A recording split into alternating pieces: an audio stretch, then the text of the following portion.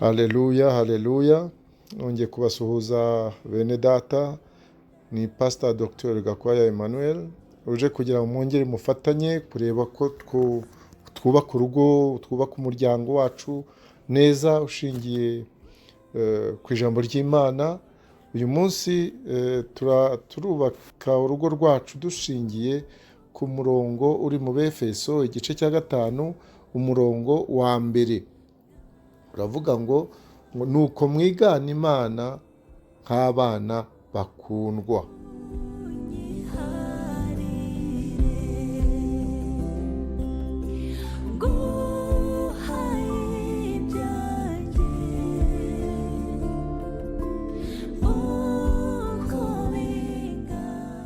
Abana bakundwa rero urumva ni abari mu muryango, abo ngabo rero nibo basabwa ngo kwigana Imana, kwigana Imana.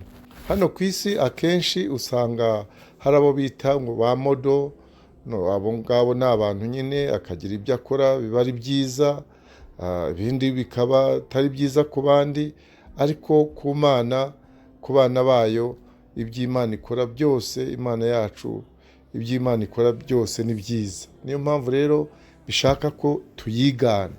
Ese ni ibiki tuzigana ku Mana? Modo wacu rero ubwo ngubwo ni ukuvuga ngo wigize umuntu akaza mu isi kubana natwe, nta wundi ni Yesu Kristo umwana w'Imana. Niwe modo wacu rero, niwe modo wacu. Ibyo tumwiganaho ni ibiki?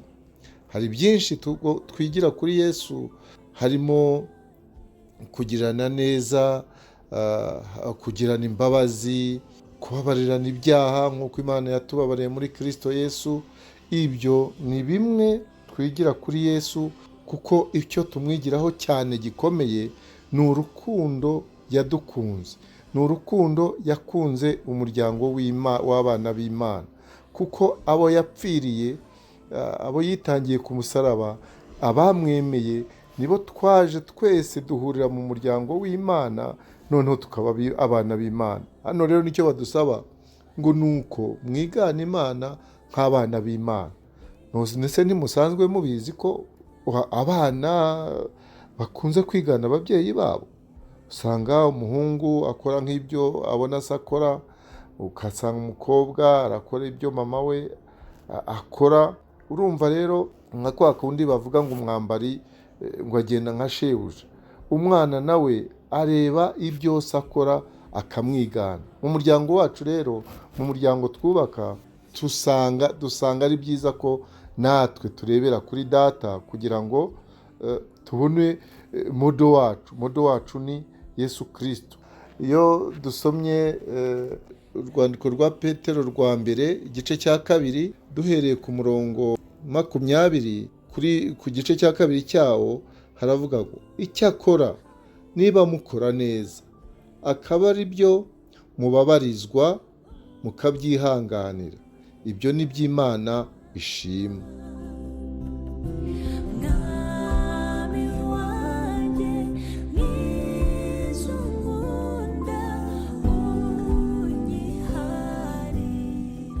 Kandi ibyo nibyo mwahamagariwe, kuko na Kristo yabababarijwe akabasigira icyitegererezo kugira ngo mugere ikirenge mu cye. Haleluya.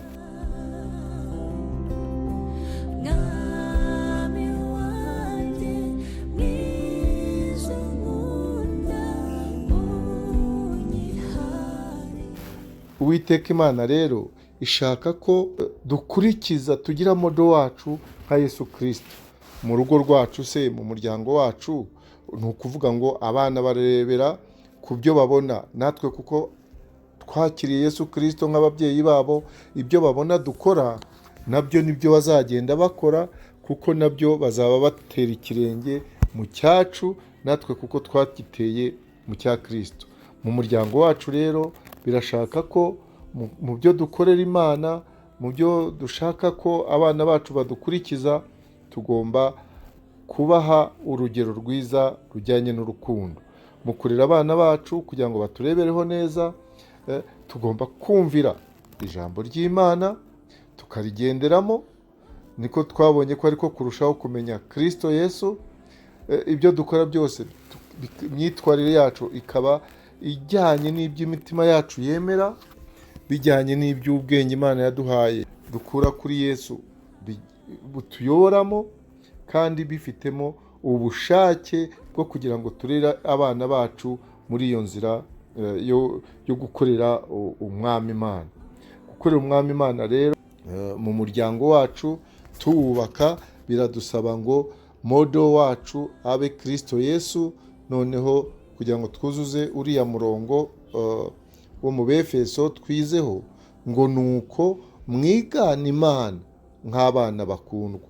Ubwo rero turi abana bakundwa, tutari abana bagawa, tugomba kwigana Imana yacu, tugomba kwigana Yesu Kristo, we waje kugira ngo kubw'urukundo rwe atwegereze Imana, tube mu muryango umwe w'abana b'Imana.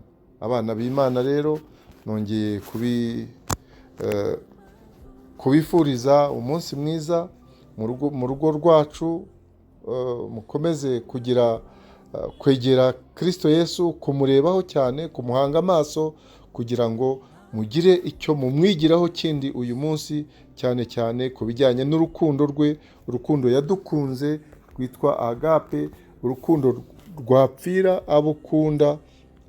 Nk'abana b'Imana rero tugomba kugira urwo rukundo, ngo kandi biradusaba kandi mugendere mu rukundo nk'uko Kristo yadukunze akatwitangira ku bituro n'igitambo cy'Imana n'umubabwe uhumura neza.